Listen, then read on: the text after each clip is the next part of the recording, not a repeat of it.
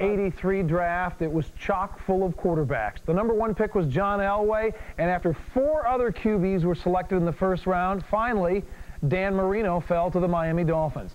Now the 2 future Hall of Famers are linked in history in another way, and our Lauren Sanchez takes a look under the spotlight.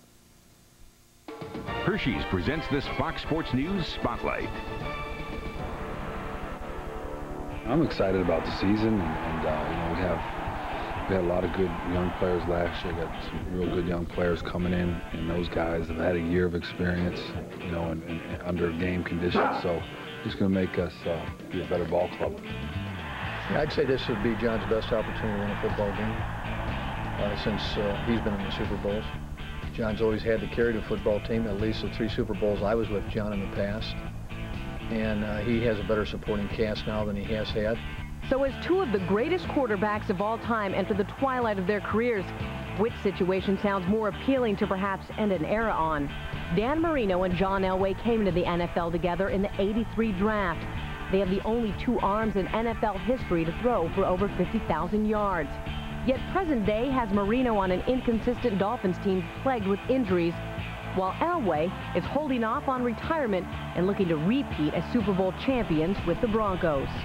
You know, it'll be fun to be defending world champs. Everyone's going to be looking out for us, but I think we're a good enough football team to handle all those situations. So it's going to be exciting, and I'm looking forward to playing. Meanwhile, Marino hasn't been to a Super Bowl since Miami's loss to San Francisco in '85, and the Dolphins haven't advanced past the 2nd round of the playoffs since 1994. So where have all the good times gone for the future Hall of Famer? Can Dan Marino carry the offense on his shoulders? Maybe there was a day that he could, but I don't think that he can right now. And so it's my responsibility to give Dan Marino help. That's been easier said than done.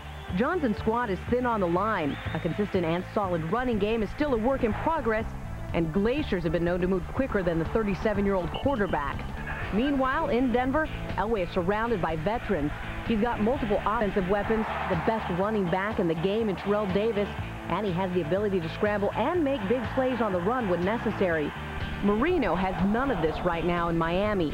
So how do Marino and Elway, still 2 of the best in the business, continue to play at their level before it's time to throw just 1 more touchdown before retiring? From 20 to 35, you really don't feel a big difference, but after each year after that, it gets a little bit tougher, more, you know, physically to do it. So, you know, and it's a big commitment.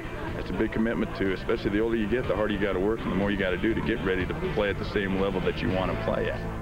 Spotlight has been brought to you by Hershey's, the great American chocolate.